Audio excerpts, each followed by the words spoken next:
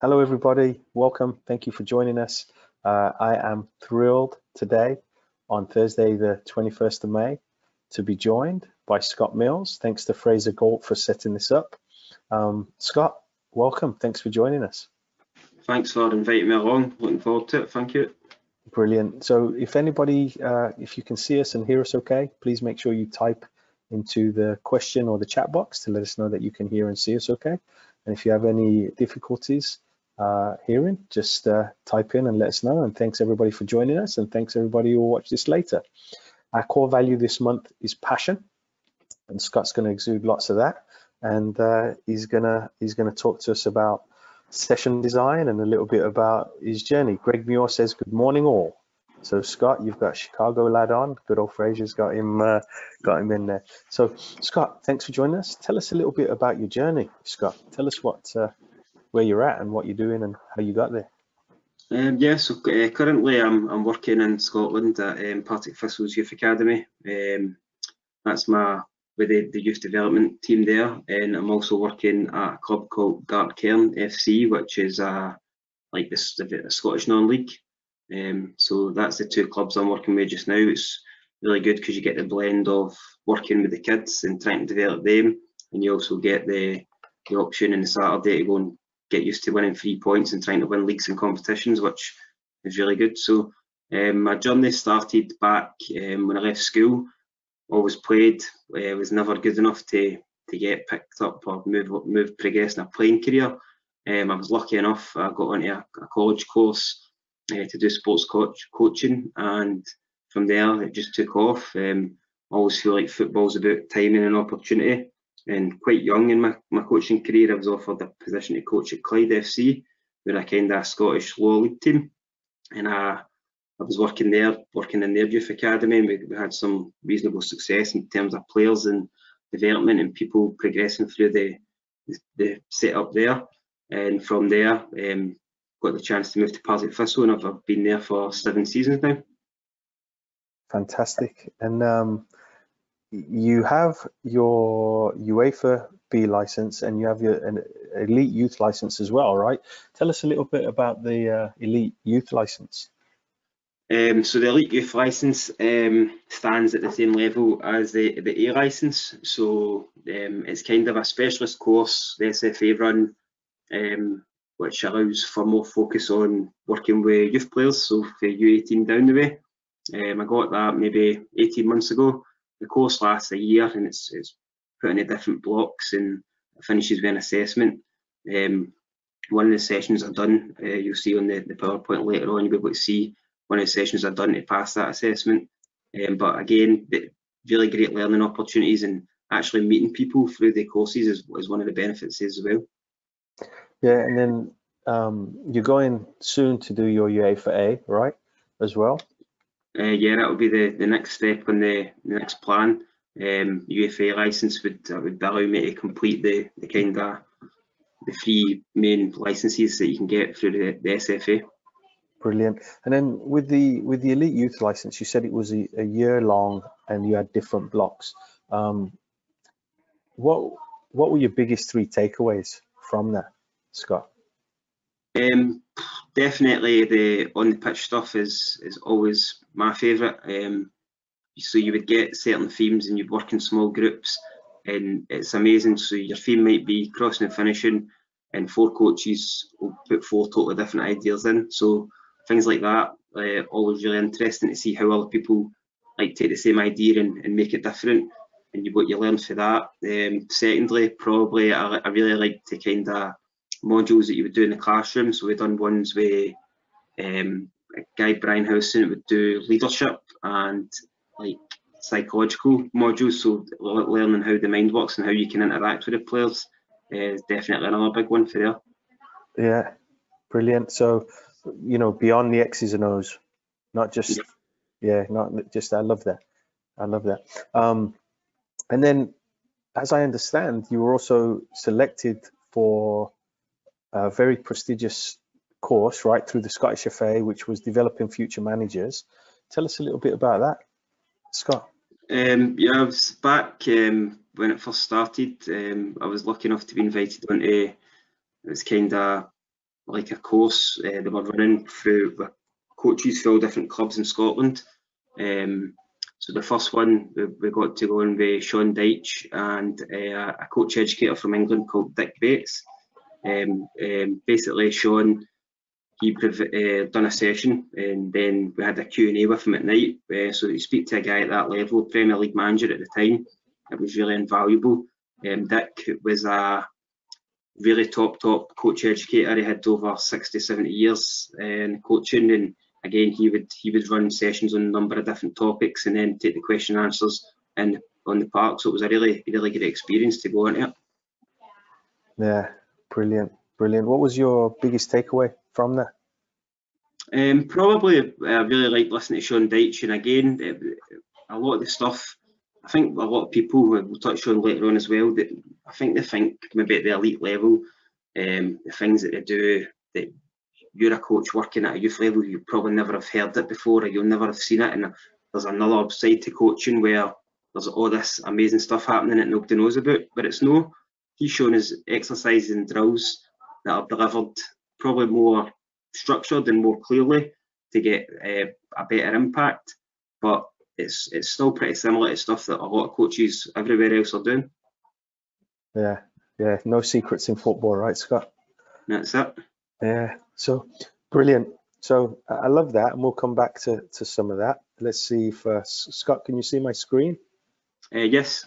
Yeah, so hopefully everybody can see that screen, and if you just want to, I'll just start thumbing through and you can talk us through the slides, yeah?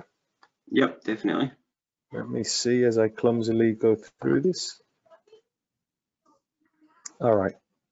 Yeah, so this is just a wee brief example of how at Partick Thistle we broke down our kind of first block of our season from last year. So our weekly sessions, we would have a technical night, an attacking night and a defensive night, and we would then focus on an area of the field to practice that. So if we use the first one as an example, the first week we would look at from the back, so in your defensive third. A technical night, we would look at passing. We would try and link that into that area of the field. So it might be holding from the back or the passes to get out of pressure. The attacking theme, we would then drill more into the detail of the tactical side of it. So the theme is centre back split and get the ball. So we have to design sessions to focus on how do we make our centre back split and get the ball. What patterns would we like to see for our team? What options could we do if other players counteract their patterns? And really drill it into the players to get them comfortable going into games. And then defensively, we would look at pressing from the front because we're working at the back of the field. So that's the way that we like to structure our kind of weekly training sessions at Partick Thistle. Yeah, I love that. And as you were working on the attacking theme, were you, and you probably get into this, were you coaching the counter topic kind of thing? So you were teaching the centre backs to split, were you putting the, say the 9, the 7 and 11, were they getting coached to press as well? Okay. Yeah, definitely. What we would do, again, I'll touch on it. So 2 of us coaches will be at every session. So if I'm the lead coach on the night and I'm running that part of the drill, my other coach, he will be coaching the other players and he'll be challenging me and my players, and we'll go like to and fro that way. So me and the other coach, we won't coach the same theme. He'll coach one side of it, I'll coach the other, and we'll try and challenge the players and give them problems within that. Yeah, fantastic. And I'll leave that up for a second. And if there's any questions on that, type them in. So this would be like a mesocycle. Yeah, so this would run from the kind of when we came back from pre-season. The Scottish season at youth development goes from February to June. We then have a break and then we go again from August to December. Yeah, so our American audience, 4-2 would be the 4th of February, not April 2nd. So the way we do the dates is a little different in the US. Scott. All the way around. Yeah. So next slide, Scott.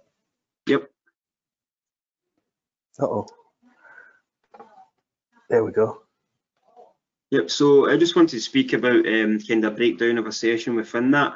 My experiences and the way I've kind of learned through my own coaching and through watching other coaches and other people that have tutored me. So the way we like to run it, we like to start warm up, unopposed or drill. We like to then progress into a game related practice, and then we like to finish on a condition game or a free game. Some of the things that we like to speak about, and I think it's important. So if you look at the warm-up, for example, or the unopposed drill, I think it's important for the players that when they arrive, they see the setup, they get a kind of buzz of what could potentially be happening here.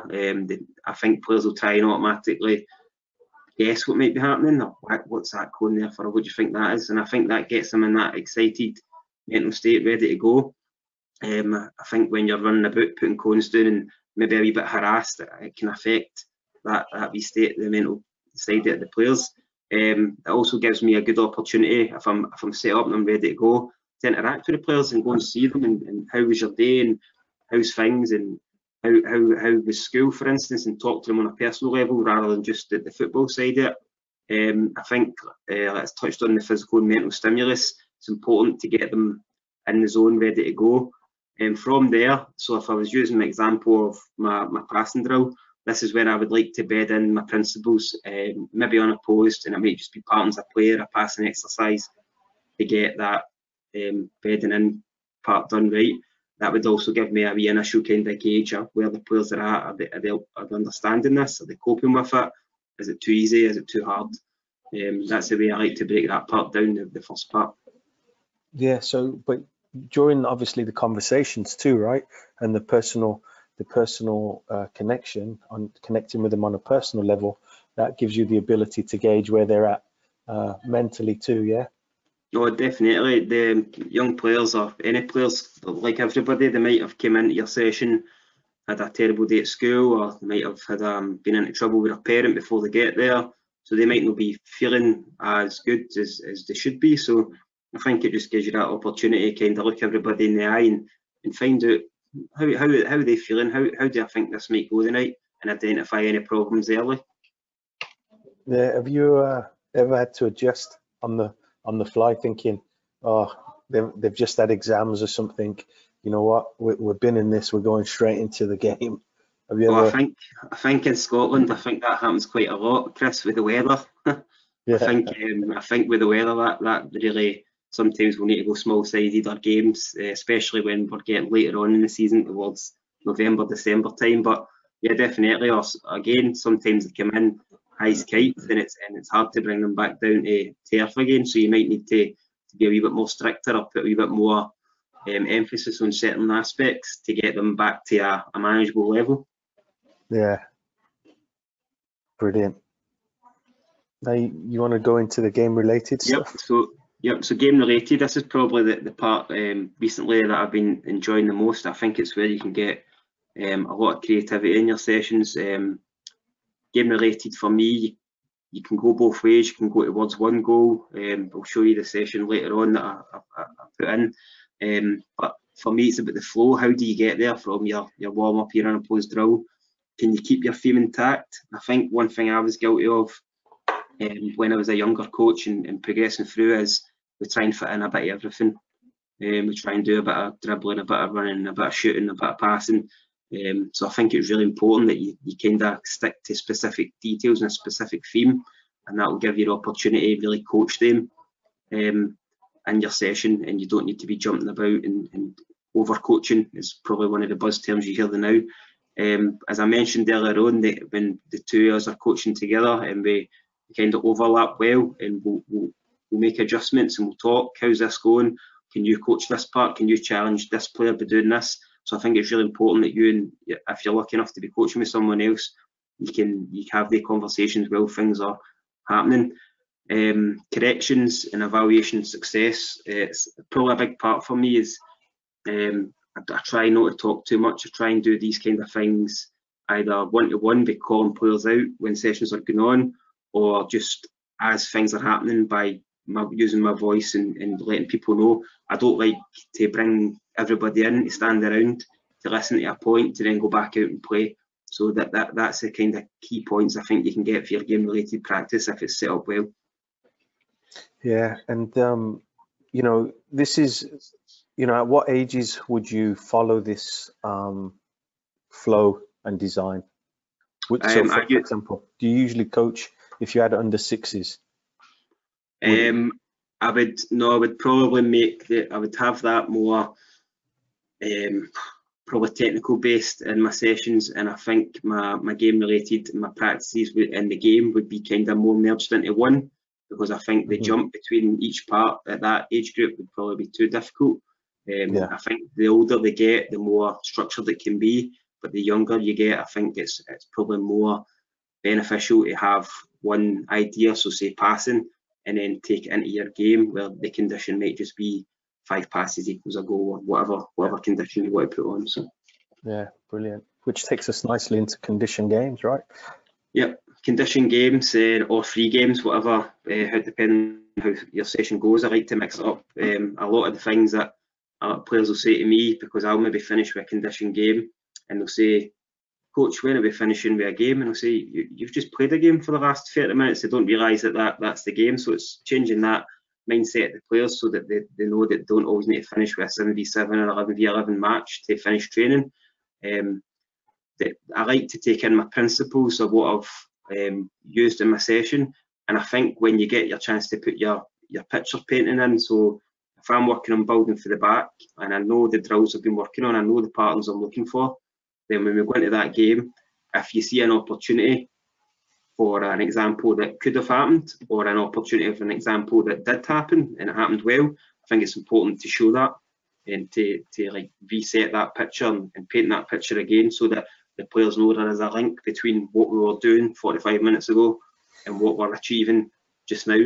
But I think that really comes from the coach driving home that message, and don't jump off the message too much. Don't praise them for other actions, like if you're working on building for the back, don't praise them for the pressing or for playing a longer pass into the striker. Really praise on the actions that's applicable to your session at that time. Yeah, just linking it all together, right? Yeah, definitely. Yeah, nice. Let me see if I can get my mouse to work. Ah, there we go. So this is just an example. I don't know if you guys can open up the stretch out the image a wee bit to see the words at the bottom, but this is an example of one of the sessions I've done at my youth license. So at the youth license we had to get a theme. So my theme was midfielders working offensively in a certain formation. So the formation I got was 4-4-1-1. So this is the warm-up and drill that I set up for it. I had my 4 midfielders in kind of areas of the pitch that I would expect to see my midfielders in. I had my 1 and my 1 again in the areas of the pitch I would like them to be in. The kind of blue area that you can see was a neutral zone. I had that neutral to get my success in early. So I had my midfielders in the boxes. They were passing the ball and moving, and each box was numbered. So I shouted 3 numbers. So if I shouted 1, 2 and 3, the first number, the ball get played into number 10, or the guy off the striker.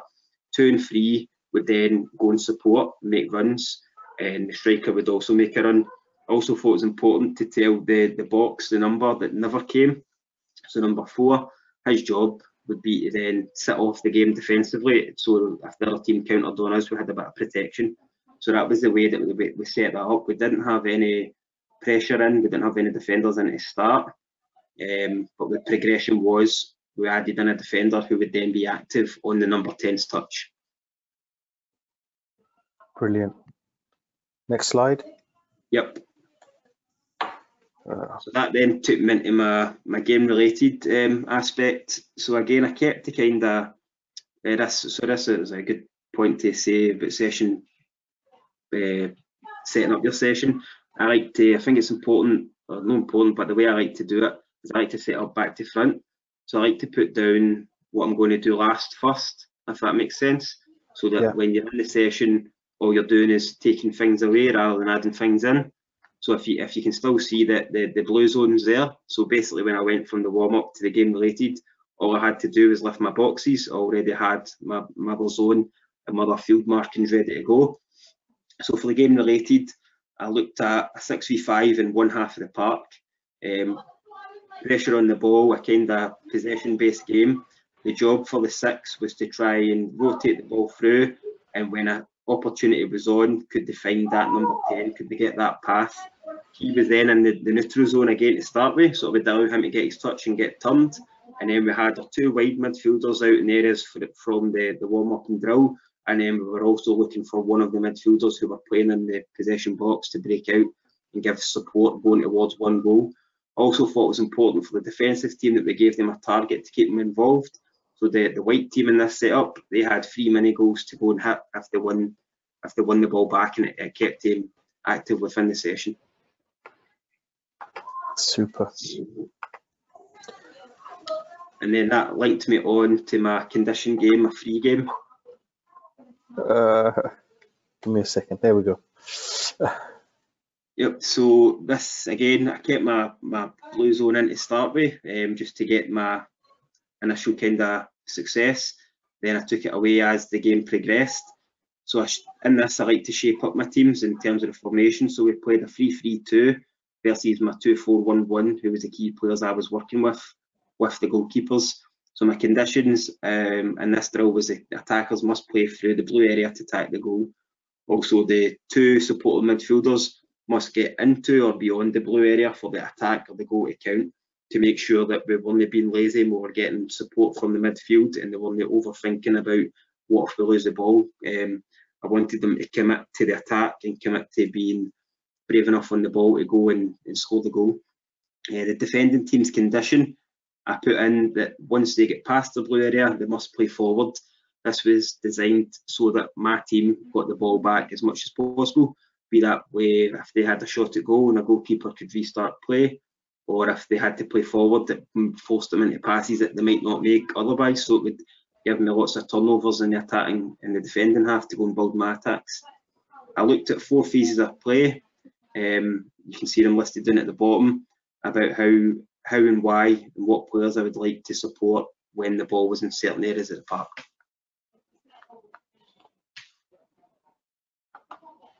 Did you want next slide? Yep, sorry. So that just links us back to a couple of things that I was speaking about. I can refer back to that session as an example. Again, this is just a picture is what I usually do on a kind of week-to-week basis. So that's basically just a freehand written session that I'll use. And I try to do this for every session that I run, be that with the kids or with the adults. I don't like to go in like unprepared. I like to have that picture in my head of what we're going to try and achieve. I think the important things when you're designing the sessions, the things that I've got experience for and I've had success for, my method, like, is what we spoke about. Is it clear and concise? Does it have a pattern from the first exercise to the last? The creativity, I really think that coaches try your best not just to regurgitate what you see, go and put your own spin in it. The worst case scenarios doesn't work and you get a chance to be creative again, be fixing your problems. A question I always like to ask myself is, would I enjoy this? If I was that 11-year-old kid or that 6-year-old kid or the 20-year-old adult, would I enjoy doing this? Because I think that the players respond to that, and if it's something they enjoy that also teaches them, then I think that's the best part of it. Like I spoke about earlier on, the speaking time, try and keep that to a minimal. Try and use your information sparsely but effectively. And demonstrations for me are massive. If you know you can do it, get out there and show them it, paint that picture. If you have to stop something, don't do it for the freeze. Make sure, a trick I use is, if I have to freeze something, I say, right, everybody go back to where, when Chris had the ball, go back to where you were. They might not be in the exact position that they were in, but they won't be that far away, rather than trying to create the same picture, maybe like 10, 15 yards away from where the balls went. So if you can get them back into that position in the field to recreate the picture you want to coach them. Yeah, and then when you step in there for your intervention, Scott, and you might go into this a little bit later, but you know, are you giving them the answers, or are you asking questions? Are you yeah, I like personally like a player-led approach where I will maybe say, options. I would maybe say, what would you do if he done this, or if I put the ball there, or one I like to, if I've ran a phase of play and my player has done what I wasn't looking for him to do. One of the question techniques I like to ask him is, I'll say, right, Chris, if I give you that pass again, what would you do different? And it gives him an option to think about, right, what would I do different? Would I maybe take my touch there, or would I link with that player? If they still don't get the answer I'm looking for, I would maybe then go and take his place, and I would maybe say, this is what I would do. What do you think of that? And then try and get them thinking the options that way. Brilliant. Yeah, one of the ones I like is like the balls come in, close your eyes for a second. What did you notice? What changed? That just, as well as what would you do different? Yeah, no, definitely. Picture painting. I think scanning is a massive part of the game that probably undervalued a wee bit. I think the best players are the ones that are always looking in and out of possession, so having that mental image, that mental picture is massively important.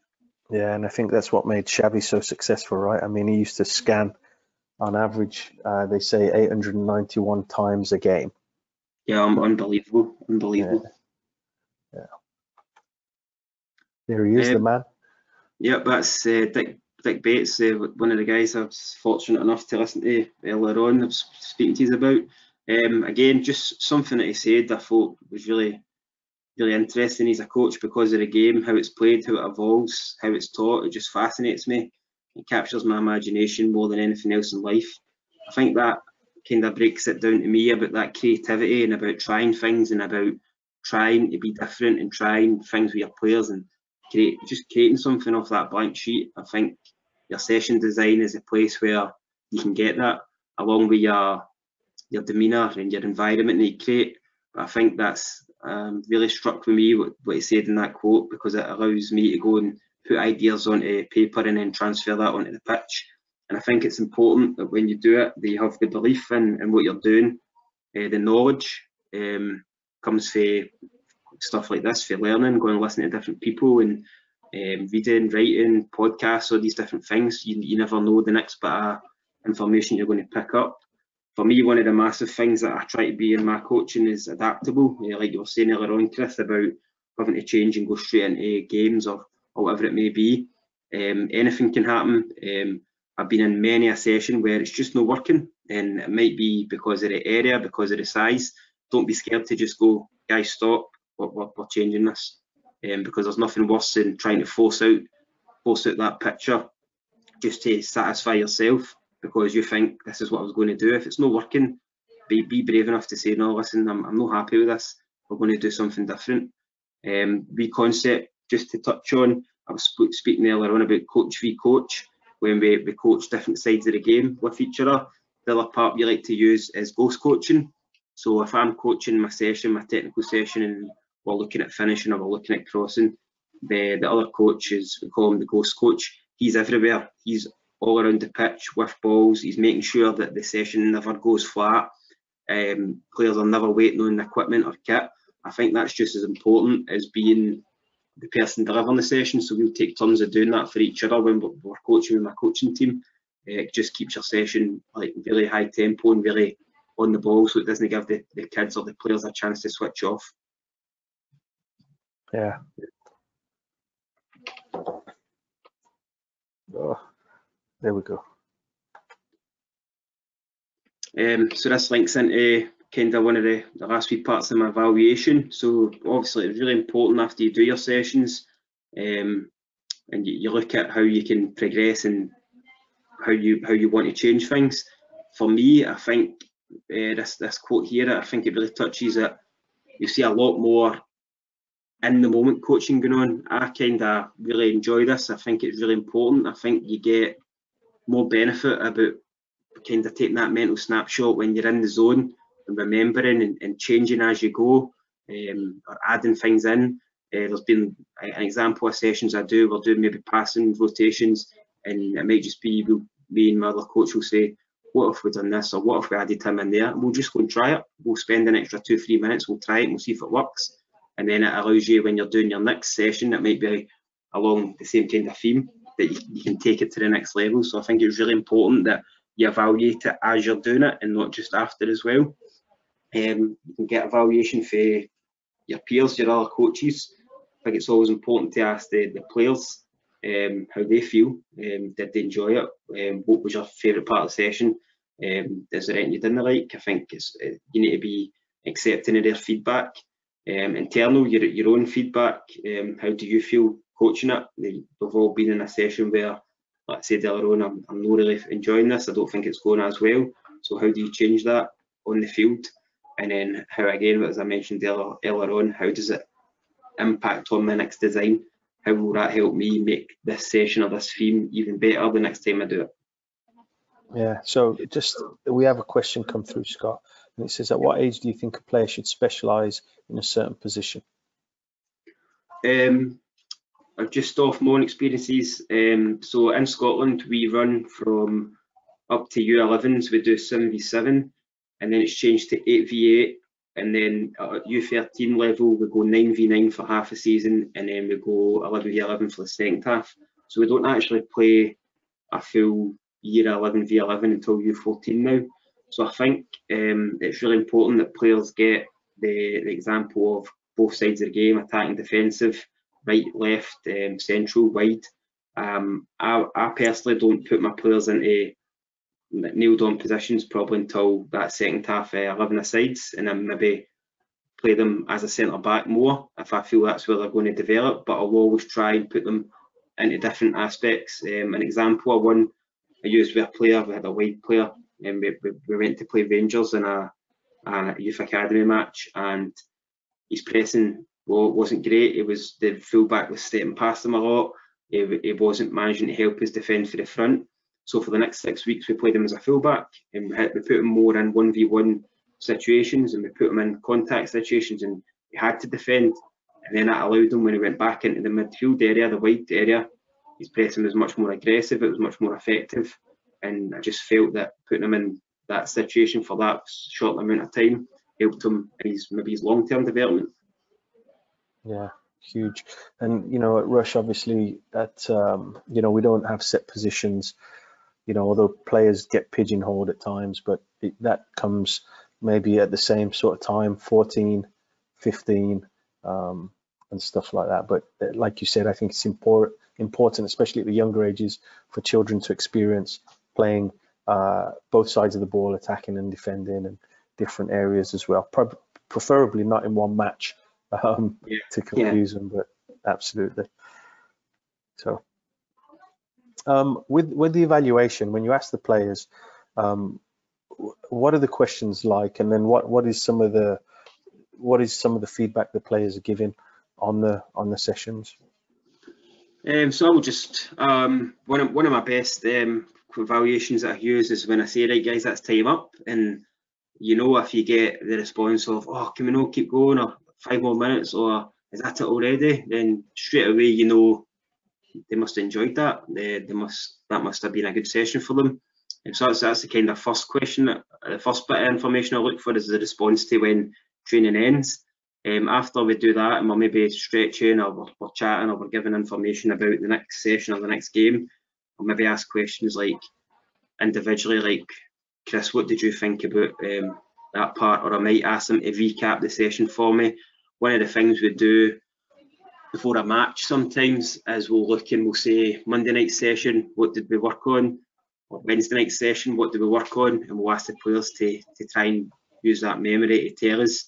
Not all the time they'll get it right, and we can kind of guide them with points that we can nudge them in the right direction, but it's just to refresh them getting into the match. Because again, for me, development wise, my theme all week has been working on getting into wide areas and crossing the ball.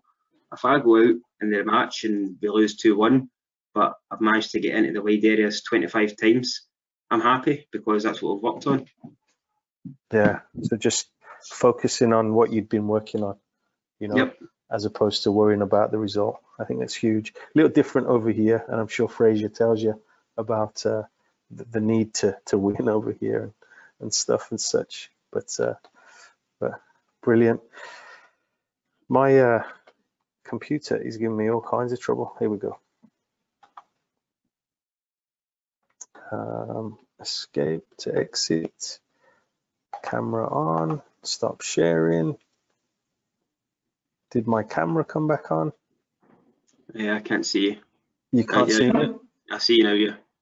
Okay, I don't see myself yet, so I'm trying to get that back on. Brilliant. So I can't see my camera, but I'll carry on. If I've got bogies hanging out my nose, Scott, just let me know.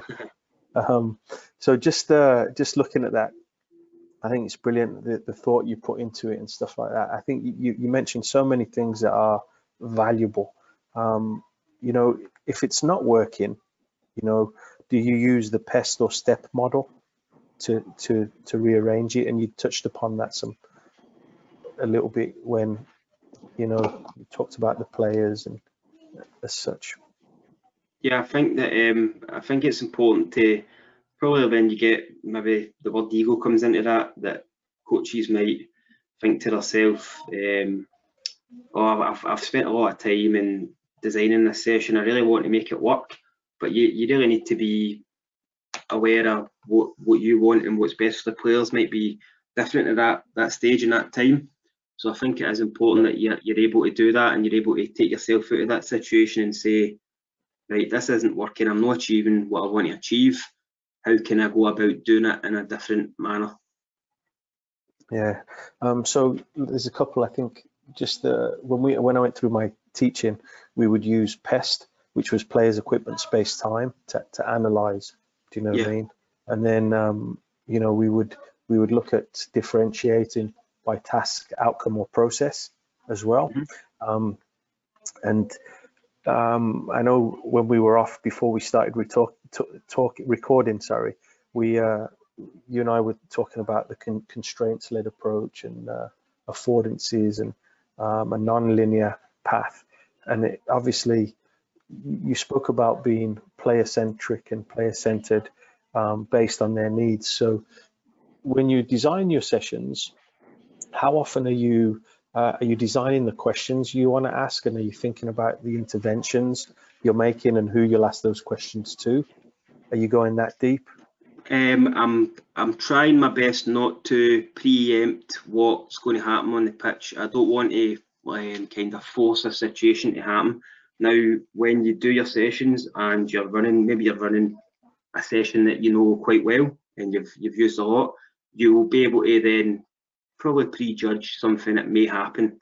You probably get a feel for the session, you get a feel for your players, and you know I think they might do this, and it'll give you a kind of coaching point to lead on. But I try not to kind of go into the session with an idea of, I'm going to make sure I get this point in, I'm going to make sure I get that point in. So it's more organic. It's more, you're coaching and you're observing more and then jumping in. Now, if you've got, say, if you're running a session, Scott, and the same error happens 5 times by different players, are you then jumping in and doing your freeze, or, you know? By different players, I'm probably then going to look at something like whole part whole again, where I'll maybe strip it back and I'll maybe say, right guys, maybe say we're maybe looking at outside of the foot passing, and we've got it in a game situation. I might strip that back and go back into just working on that specific detail, because I'll say to them, in order for this to work, we need to be really good at this. We're not there yet, so let's go back and practice it, and then we'll see if we can take it back into our game again. Yeah, brilliant. So the federation now, and I don't know how much you talk with Fraze and people over here, but at the grassroots level, which is basically anything, right? Anything that's not professional. But they've gone to a play, practice, play, which is a little different for whole part whole, because the play, practice, play one is usually smaller sided games. It could be even, it could be 2v2, it could be 3v2, it could be 1v3, depending on that kid's needs. And then they go into a practice session. So the coach in play one is doing a lot of observation, you know, like you were doing at the beginning during your warm up and stuff like that. And then during the practice phase, they're looking at players and they're just thinking, okay, then they're setting the table, right? The coaches are more active. It's related to training sessions, the goals and the objectives of the session, and then there's some targeted activities. So it might be a more challenging, might be a less challenging. So a bit of a carousel there, depending on players. And then there's got, keywords. So if they're looking at dribbling, it might be, find an opening, especially at the younger ages, and stuff like that. So, and then into the play mode, play 2 is, in play 2, they're looking at slightly more expanded numbers. You know what I mean? Yeah. So similar, obviously, methodologies and stuff like that. And then the 5 elements that they look for in a training session for US soccer is it organized? Is it game-like? Is there repetition? So do they get to repeat those actions in a game-like quality? Not I stand here, you pass there, and we just pass back and forth. Is there challenge? And then is there effective coaching? And then, of course, at the end, lots of reflection, Yeah. So, how do you see those? I mean, I think they're very similar approaches. Would you agree, or? Yeah, it's, I think it's just similar approaches with different kind of maybe terminology.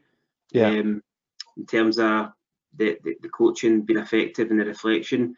So maybe in Scotland on the SFA, they'll look at, like I was saying, the warm up, the game related, the condition game, and then we'll look at phase of play. So that will be your success part. That will be, can you show that what you've worked on can come out in the actual game structure? So Yeah. I think it is really similar. It's just maybe different terminologies, but again, if it's the structure and the setup, I think that will always get you to that because part C and D is the fun part. That's the game. Yeah. But as you're the coach and your team is going to play with the style that you want to play, it's parts A and B that's going to get you that part C and D. Yeah. Do you know if that makes sense? Yeah. No, absolutely. Yeah. There's it's like, I think it was Albert Capellas who said, nothing is the most important thing, but everything is necessary. So having that blend and a balance, right, of everything. You can't just play games all the time, and you can't just do isolated training all the time. Everything kind of, the jigsaw fits together. This question's just come in as well. It says, what are the 3 qualities that you look for when forming your team? So my team, again, so at Partick Thistle, when we take the players in, we'll have maybe a smaller squad to maximise the game time and the development for the year. We actually, I know you guys asked me for 3, but we base our kind of structure off of 5. So we look technical, tactical, physical, psychological, and social. So that's the areas that we will assess players in, and we'll do that right at the start of, say, a trial period, or when the coach just meets them, if we hand over a group to a new coach, and then we'll assess them all the way throughout the season on the 5 kind of areas. Yeah, and then are you co-creating individual development plans with the players too? Because you mentioned if your midfielder was struggling, so you put him 6 weeks where he played at the outside back, at the fullback position, and. Yep, each of our squad players will have it's called a player development plan. They'll fill it in alongside the coach, and we'll set objectives for short, medium and long term for them. They'll set their own objectives. We'll then help them by asking them, so if one player said, I really want to improve my left foot, or I want to improve my running ability, my speed and agility, so we'll ask them to design sessions that they think can make them better. And we will also give them sessions that they can do away from training, because there's only so much time you can get with them at your training. On a match day, we'll ask them to set an objective for the match. So my striker might say to me, I want to make sure that when I get a shot today, I hit the target. So we'll ask him how he's going to achieve that. Or my goalkeeper might say to me, when I'm building for the back today, I want to make sure that I'm accurate and I hit my teammates. So again, we'll set the aims to meet the objective. A good example of what I do with that is try and involve the parents as much as I can. So obviously it's hard for you or the coach to stand and mark 14 players' objectives while you're coaching a game. So I'll maybe say to the player, go and tell your parent what your objective is and get them to watch you, so you've got that information when the game finishes. Yeah, I like that. I love that. And then do you, how do the individual objectives tie into the unit, and then the unit tie into the team objectives? Yeah, so it's about making that player better individually and be the best that he can be. So we'll assess it, we'll evaluate it, and if he achieves it to a standard that we think he's got better, we'll move on to the next one. And by doing that, we hope that as many boxes can be ticked, so that overall, by the time the season's finished, the player's a better player, the team is a stronger team, and the academy's in a better position. Yeah, brilliant. And on game days as well, do the individual and the unit and the team objectives, how do you thread those in? How do you weave those in on game day? Yeah, so again, it depends, because it won't always fit in for everybody, but if I'm leading up to the weekend's match, and my theme for that weekend's been pressing from the front or pressing in midfield, then I'll maybe look at the players whose individual objectives correlate to that, and I'll maybe say to them, right, this is a good example for you to use what you've learned in training this week, because it directly applies to what your objective is. Now, there might be somebody whose theme is completely different to what we've worked on, but it's still important that they're asked to go and try to do what they want to do as well, without being too forceful. Again, example, a kid that we played last year, he wanted to get better on his left foot, so he would pass everything with his left foot, and he would give the ball away a lot. And I'm saying to him, now, are you doing that because we're watching you and we want to see you using your left foot, or are you doing that because that's the best decision at that point in the time? Because sometimes the best decision is to use your right foot. Yeah. You only should be making that decision when it's the best decision. So it's trying to get them to realise that difference as well, that they don't need to be doing it for the sake of doing it. They can do it for the right time and the right quality to get it right. Yeah, no, I love that, and I like that you have the player go share that objective with their parent. And I've done something similar, but we also have them share their objective with a teammate that could help them reach their objective. Do you know what I mean? So if you've got your goalkeeper who's been playing out of the back, and you've got your fullback who wants to receive the ball across the body and go, so now the goalkeeper and him are working in tandem. And I think that's huge. That's brilliant. That's brilliant. Yep, player relationships, it's massive. It's one kind of maybe a new thing that's happening in Scotland, as we're working on the relationships a bit more, and we're working on specific area of the field to try and coach that and get the players used to it. So definitely. Yeah, massive. And then this one's come in. It says, what techniques do you use for mental preparation? I think it's about knowing your players and getting that connection with them first. What we like to do, an example we used, me and my coach and partner at Thistle, for a full season, what we've done was, in the Friday after training, we would do a wee PowerPoint, and we would give them the team, and we would give them the objectives for the match and their objectives, so that they allowed them the night before the match to go away and think about it and visualise things and see, so they were in a better position, maybe finding out that they're playing half an hour before kick-off. I like to give them that wee bit extra time. So I think that worked well. So that's definitely one example we did, was give them information with a wee bit more extra time to use it. Yeah, brilliant. And then you know, when you're playing an opponent, Scott, I know a lot of people are like, we got to watch out for the 9.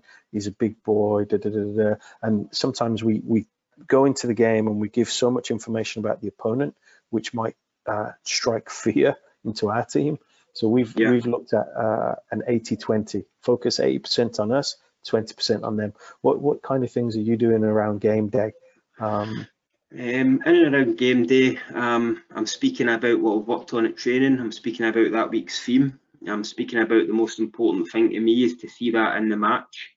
Again, I'm trying to emphasise that don't force it to happen, but if you do get the opportunity to do it, then I want to see it. I'm also speaking about maybe in the Monday, so we train a Monday, Wednesday, Friday. So if we're going into a match at the weekend against, say, Celtic or Hearts or Hibs, whoever it may be, I'll maybe speak to the players and say, so what kind of style did they play the last time we played them? Do you remember much about that game? and they'll give me, or Celtic, they try to build for the back, or Hearts, they played it into the striker a lot. So just to get them in the mindset of thinking, even the Monday about the Saturday, about the kind of potential options they could be playing in the game, the kind of what might be coming for them. Yeah, so here's something that just came to me here. Like, so we've got your cycle up, right? Hopefully people can see that. But do you get the fixture list and then go and then do it, or do you, like, so for example, if you've got building out the back and then Rangers is your first opponent, and you know that Rangers press high and they're relentless, what does that adjust the plan, or do you stick with the plan? I'll probably say we'll stick with the plan. We feel that it's more about the development over the year rather than the week to week, the game. We feel like the game will help us in that development.